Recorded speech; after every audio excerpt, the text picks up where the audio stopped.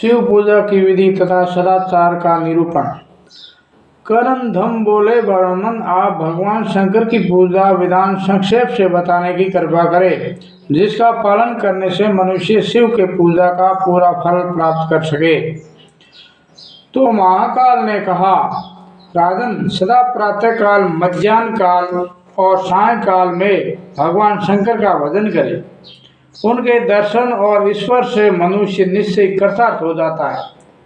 पहले स्नान करे, अथवा यदि रोग अथवा संकट से ग्रस्त हो तो केवल भस्म स्नान करे अथवा कंठ तक जल से स्नान करे। यह भी संभव न हो तो केवल मंत्र स्नान ही कर ले। स्नान के पश्चात ऊनी वस्त्र पहने अथवा श्वेत वस्त्र धारण करे या किसी रंग में रंगा हुआ नवीन वस्त्र पहने। मैला अथवा सीला हुआ वस्त्र न धारण करे। धौत वस्त्र के अतिरिक्त उत्तरीय वस्त्र भी धारण करना चाहिए, अन्यथा उसके बिना पूजन निष्फल होता है। जो पुरुष ललाट में, हृदय में और दोनों कंधों पर भस्म का त्रिपुंड धारण करके प्रसन्नतापूर्वक महादेव जी की पूजा करता है, वह अल्प काल में भगवान शिव का दर्शन पाता है। उपासक अपने सब दोषों को मन से निकालकर भगवान शिव के मंदिर में प्रवेश करे। प्रवेश करके पहले मंदिर महादेव जी को प्रणाम करे। तदंतर मंदिर के गर्भगृह में प्रवेश करे। फिर हाथ पैर धोकर मन ही मन भगवान का चिंतन करते हुए उनके श्री विग्रह पर चढ़े हुए निर्माल्य को हटावे। जो भगवान शिव के मंदिर में भक्तिपूर्वक मार्जन करते, झाड़ू देने का कार्य करते हैं, भगवान शंकर भी उनके अंतकरण का मार्जन शोधन कर देते हैं। तत्पश्चात शवद जल से गड्ढुओं को भर ले। सब गड्ढुए बराबर और सुंदर होने चाहिए, उनमें कोई छेद न रहे, वे फूटे न हो, सबकी बनावट अच्छी हो, सभी वस्त्र छाने हुए जल से परिपूर्ण हो, उन्हें चंदन और धूप से सुवासित किया गया हो। ओम नमः शिवाय इस षडाक्षर मंत्र का जप करते हुए उन गड्ढुओं को धोया गया, भरा गया और लाया गया हो। ऐसे 108 गड्ढुओं का जुगाड़ कर ले। इतना न हो तो 28 अथवा 18 गड्ढुओं का प्रबंध करे। कम से कम 4 गड्ढुए अवश्य रखे, इतने में कम न करे। दूध, दही, घी, शहद तथा ईख का रस, इन सब सामग्रियों को एकत्रित करके भगवान शिव के वाम भाग में रख दे। तदंतर बाहर निकलकर पहले प्रतिहारों, द्वारपालों की पूजा करे। उन सब के वाचक मंत्र क्रम से बतलाए जाते हैं। ओम गणपताय नमः, ओम क्षेत्रपालाय नमः, ओम गुरु भयो नमः। इन 3 मंत्रों से आकाश में पूजन सामग्री समर्पित करे। तत्पश्चात चारों दिशाओं में क्रम से कुल देवता, नंदी, महाकाल और दाता विधाता की पूजा करे। इनकी पूजा के मंत्र इस प्रकार हैं। ओम को कुल देवताय नमः, ओम नंदी ने नमः, ओम महाकालाय नमः, ओम धात्रे विद्यात्रे नमः। इस प्रकार बाहर पूजा करने के पश्चात भीतर प्रवेश करके शिवलिंग से कुछ दक्षिण भाग में पवित्रता पूर्वक उत्तराभिमुख होकर बैठे। शरीर को समभाव से रखते हुए आसन पर आसीन हो क्षण भर भगवान का ध्यान करे।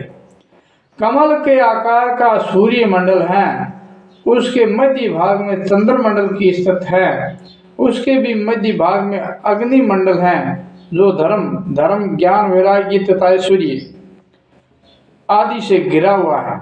इस प्रकार अग्नि मंडल का चिंतन करके उसके मध्य भाग में विश्व रूप भगवान शंकर का भगवान द्वारा साक्षात्कार करे।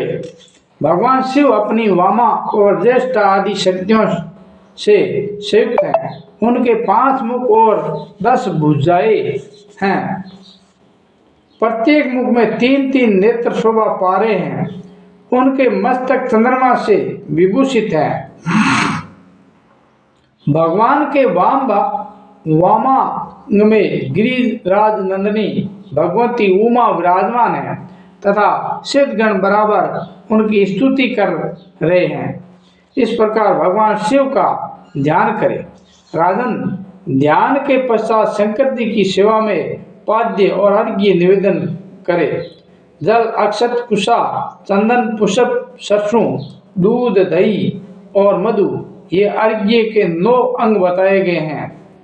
इन सब को एकत्रित करके अर्घ्य देना चाहिए। तत्पश्चात श्रद्धा से आदर्शित होकर शिवलिंग को स्नान कराना आरंभ करें।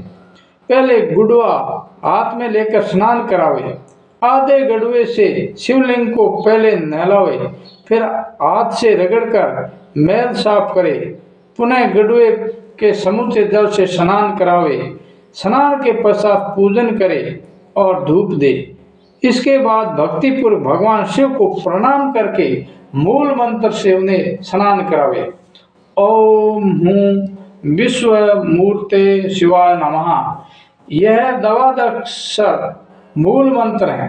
इसी मूल मंत्र से जल और धूप से किए हुए पूजन के अतिरिक्त जल, दूध, दही, मधु, घृत और ईख के रस द्वारा पृथक पृथक स्नान करावे। फिर सब गड़ुओं के जल से स्नान करावे।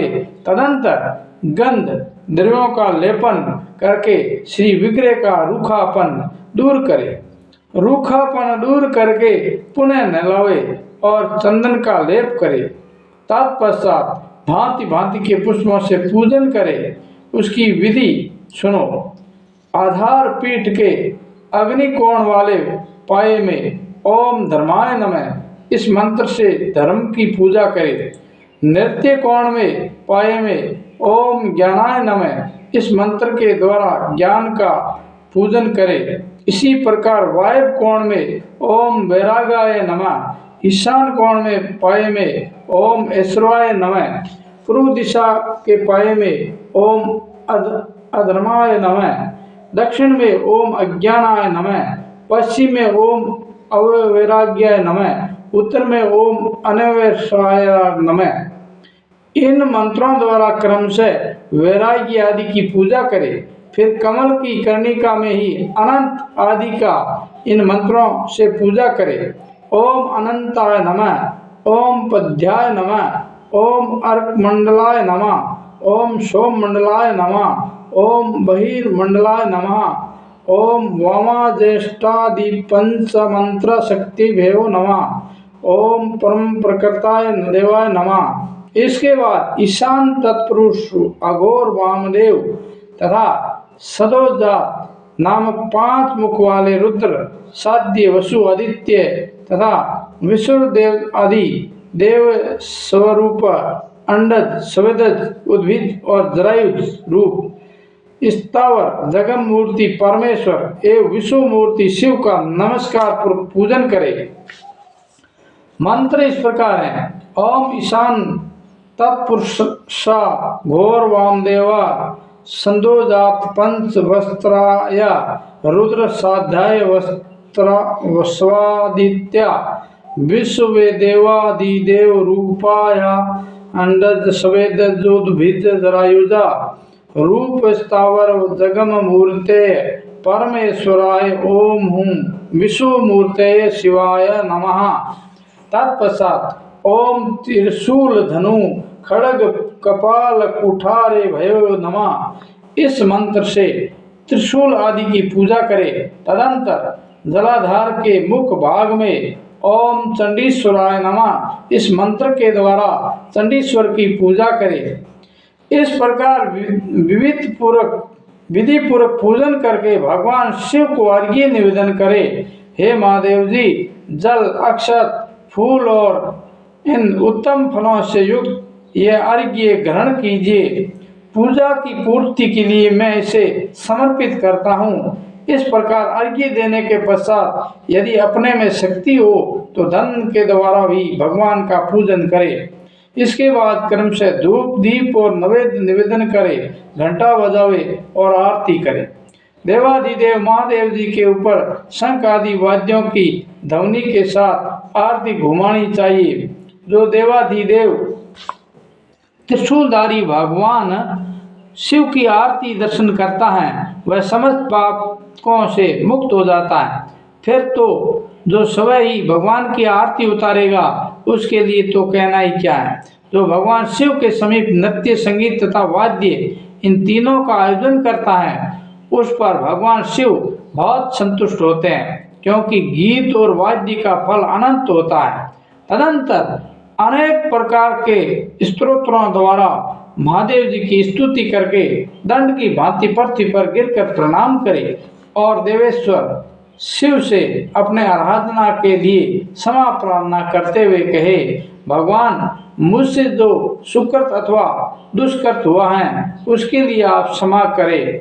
जो इस प्रकार भगवान शंकर का विशेषतः इस महाकाल लिंग का पूजन करता है वह अपने माता पिता में और प्रतिपिता में का सब पापों से उद्धार करके चिरकाल तक रुद्रलोक में निवास कराता है। इस विधि से भगवान महेश्वर का उपासक होकर और सदाचार में स्थित रहने का व्रत लेकर जो मनुष्य बंधन से छूटने के लिए तन्मय होकर भगवान शिव का पूजन करता है वह सब पापों से छूट कर शिवलोक में जाता है। जो इस प्रकार भगवान शंकर की पूजा करता है उसने मानो समस्त संसार को तृप्त कर दिया है। किंतु राजन यह सब पूजन उसी का सफल होता है जो कभी सदाचार का उल्लंघन नहीं करता है। आचार से धर्म सफल होता है, आचार से मनुष्य स्वर्ग का सुख भोगता है, आचार से आयु प्राप्त होती है तथा आचार अशुभ लक्षणों को नष्ट कर देता है। जो इस जगत में सदाचार का उल्लंघन करके स्वेच्छाचार पूर्ण बर्ताव करता है उस मनुष्य के यज्ञ दान और तप इस लोक में कल्याणकारक नहीं होते हैं। अतः सदाचार की भी कुछ संक्षिप्त परिचय दूंगा, उसे सुनो। गृहस्थ को धर्म अर्थ और काम इन तीनों के साधने के लिए यत्न करना चाहिए। इनकी सिद्धि होने पर गृहस्थ पुरुष के लिए इहलोक और परलोक में भी सिद्धि प्राप्त होती है। ब्रह्म मुहूर्त में उठकर धर्म और अर्थ का चिंतन करे, तत्पश्चात शय्या से उठकर मल त्याग के बाद कुल्ला दातुन कर ले, फिर स्नान करके दिन संध्या उपासना करे। विद्वान दिन को उचित है कि वह शांत चित्त संयमी तथा पवित्र होकर पूर्व संध्या की उपासना उस समय प्रारंभ करे जबकि प्रातःकाल आकाश के तारे अभी कुछ दिखाई देते हो तथा पश्चिम संध्या सूर्यास्त होने से पहले ही प्रारंभ करे। इस प्रकार न्यायपूर्वक संध्या उपासना करता रहे। आपत्ति काल के सिवाय कभी भी संध्या कर्म का प्रत्याग नहीं करना चाहिए। राजन झूठ, असत, प्रलाप तथा कठोर भाषण सदा के लिए त्याग दे। दुष्ट पुरुषों की सेवा, नास्तिकवाद तथा असत शास्त्रों को भी सदा के लिए छोड़ दे। दर्पण में मुंह देखना, दातुन करना, बाल संवारना और देवता की पूजा करना, इन सब कार्यों को महर्षियों ने पूर्व में करने योग्य बताया है। पलाश की लकड़ी का आसन, खड़ाऊ और दातुन भी वर्जित है। विद्वान पुरुष आसन को पैर से न खींचे, एक ही साथ जल और अग्नि को न ले जाए, गुरु देवता तथा अग्नि के सम्मुख पांव न फैलाए। चौराया, चैत्री वृक्ष, देवालय, सन्यासी, विद्या में बढ़े हुए पुरुष, गुरु तथा व्रजजन, इन सब को अपने दाहिने करके चलना चाहिए। धर्मज्ञ पुरुषों को आहार विहार और मैथुन ओट में रखकर ही करने चाहिए। इसी प्रकार अपनी वाणी और बुद्धि की शक्ति, तपस्या, जीविका तथा आयु को अत्यंत गुप्त रखना चाहिए। दिन में उत्तर दिशा की ओर मुंह करके मल मूत्र का त्याग करना चाहिए तथा रात में दक्षिण दिशा की ओर मुंह करके करना चाहिए। ऐसा करने से आयु नहीं घटती है। अग्नि, सूर्य, गो, व्रतधारी पुरुष, चंद्रमा और जल के सम्मुख तथा संध्या के समय मल मूत्र त्याग करने वाले मनुष्य की बुद्धि नष्ट होती है। भोजन, शयन, स्नान, मल मूत्र का त्याग तथा सड़कों पर भ्रमण करने पर दोनों हाथ, दोनों पैर और मुंह इन पांचों को भली भांति धोकर आचमन करे। नदी में, शमशान भूमि में, राख पर, गोबर पर, जोते हुए खेत में तथा हरी भरी घास वाली भूमि में मल मूत्र त्याग न करे। बुद्धिमान पुरुष कुएं आदि से निकाले हुए जल के द्वारा ही शौच क्रिया करे। जल के भीतर से, देव स्थान से, बांबी से और चूहे के स्थान से निकाली हुई तथा शौचावशिष्ट फेंकी हुई इन 5 प्रकार की मिट्टियों को त्याग दे। विद्वान पुरुष हाथ को उतना ही धोए जितने से मल की गंध और लेप दूर हो जाए। अपने आप को ताड़ना न दे, दुख में न डाले, दोनों हाथों से अपना सिर न खुजलावे, स्त्री की रक्षा करे, उसके प्रति आकरण ईर्ष्या छोड़ दे, भगवान सूर्य को अर्घ्य दिए बिना कोई कर्म न करे, प्राणियों से द्रोह न करे, के मन में भगवान शंकर का चिंतन करते हुए धन का उपार्जन करे, अत्यंत कर्पण न हुए, किसी के प्रति ईर्ष्या न रखे, कृतज्ञ न हुए, दूसरों के द्रोह पैदा करने के वाले कार्य में मन न लगावे, हाथ पैर से चंचल न हो, नेत्रों से भी चंचलता न सूचित करे, सरल भाव से रहे, वाणी से अथवा अंगों की चेष्टा से भी अपनी चपलता का परिचय न दे, अशिष्ट पुरुष का संग न करे, व्यर्थ विवाद और अकारण बैर न करे, साम दान और भेद इन 3 उपायों से अपना मनोरथ सिद्ध करे। दंड का आश्रय तो तभी लेना चाहिए जब उसके सिवाय दूसरा कोई उपाय न रह जाए। फटा टूटा आसन, टूटी खाट और छूटे बर्तन को त्याग दे। नरश्रेष्ठ, अग्नि और शिवलिंग इन दोनों के बीच से न निकले। 2 अग्नि, 2 ब्राह्मण, पति और पत्नी, सूर्य और चंद्रमा की प्रतिमा तथा भगवान शंकर और नंदीकेश्वर वृषभ इनके बीच में होकर न जाए, क्योंकि इनके बीच से जाने वाला मनुष्य पाप का भागी होता है। विद्वान पुरुष एक वस्त्र दान करके न तो भोजन करे, न अग्नि में आहुति दे, न ब्राह्मणों की पूजा करे और न देवताओं की अर्चना ही करे। कूटना, पीसना, झाड़ू देना, पानी छानना, रांधना, भोजन करना, सोना, उठना, जाना, छींकना, कार्य आरंभ करना, कार्य को समाप्त करना, मुंह से अप्रिय वचन निकल जाना, पीना, सूंघना, स्पर्श करना, सुनना, बोलने की इच्छा करना, मैथुन करना तथा शौच कर्म, इन 20 कार्यों के होते या करते समय जो सदा भगवान शंकर का नाम स्मरण करता है उसको शिव भगत जानना चाहिए। शेष दूसरे लोग नाम मात्र के शिव भगत कहे गए हैं। शिव जी को प्रत्येक कार्य में स्मरण करने वाला वह शिव भगत निश्चय ही शिव स्वरूप होकर अंत में शिव को भी प्राप्त होता है। विद्वान पुरुष प्राय स्त्री से बातचीत न करे। यदि कभी आवश्यकतावश उनसे वार्तालाप करे तो माता जी, बहन जी, बेटी अथवा आर्य इन प्रकार संबोधन करके बोले। हाथ और मुंह झूठे हो तो कोई बात न करे और न किसी वस्तु का स्पर्श ही करे। उचिष्ट दशा में सूर्य, चंद्रमा, तारे, देवता और अपने मस्तक की ओर देखना भी मना है। बहन, बेटी अथवा माता के साथ भी एकांत में न बैठे, क्योंकि इंद्रिय समुदाय दुर्जय होता है। उनसे विद्वान पुरुष भी मोह में पड़ जाते हैं। यदि गुरुदेव घर पर आ जाए तो उनके लिए सवय उठकर यत्नपूर्वक आसन की व्यवस्था करे और चरणों में मस्तक रखकर प्रणाम करे। विद्वान मनुष्य उत्तर और पश्चिम की ओर सिर करके कभी न सोए। सिराने की ओर दक्षिण दिशा अथवा पूर्व दिशा रखकर शयन करना चाहिए। रजस्वला स्त्री का दर्शन स्पर्श न करे, उसके साथ बातचीत भी नहीं करनी चाहिए। जल के भीतर मल मूत्र और मैथुन न करे।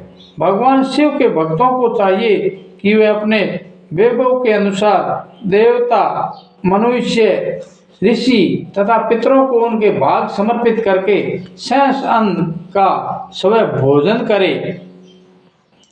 पवित्र हो आचमन करके पूर्व या उत्तर की ओर मुंह करके दोनों हाथों को घुटनों के भीतर रखकर मौन भाव से भोजन करे।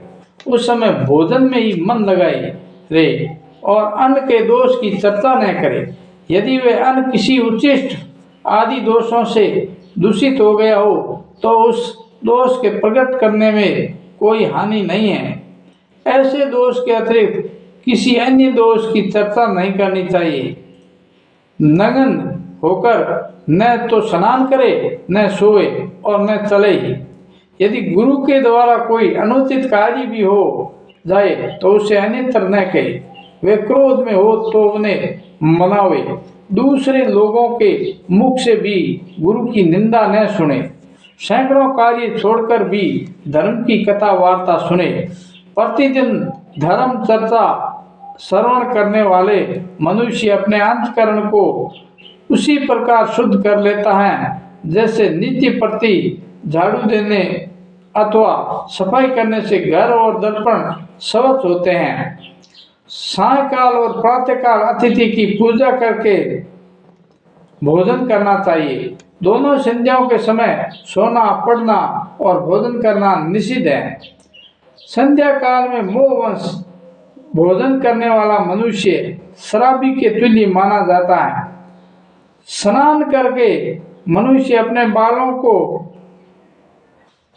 न फटकारे। मार्ग में छींकने अथवा और थूकने पर अपने दाहिने कान का स्पर्श करे तथा मन ही मन समस्त प्राणियों से इस अपराध के लिए क्षमा मांगे। नील का रंगा हुआ वस्त्र न पहने। कपड़े को उल्टा करके न पहने।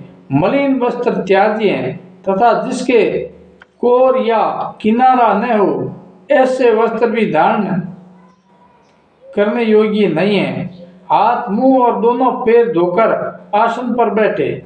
दोनों हाथ घुटनों के भीतर रखकर 3 बार आचमन करे। 2 बार मुंह पोछे।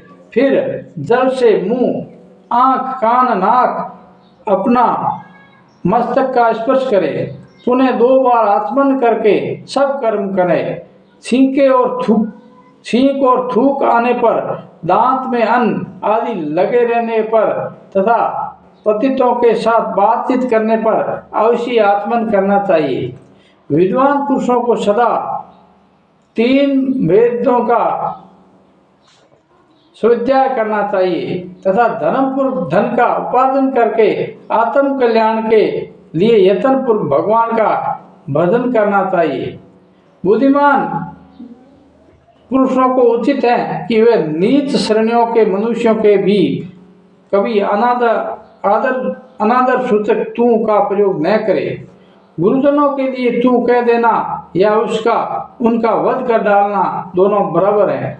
सत्य बोले, मित्र भाव से रहे, सदा ऐसी बात बोले जो दूसरों को संतावना देने वाली हो, परलोक में जो हितकर हो। उसे कार्य में गंभीर बुद्धि वाले पुरुषों को अपना शरीर और मन लगाना चाहिए।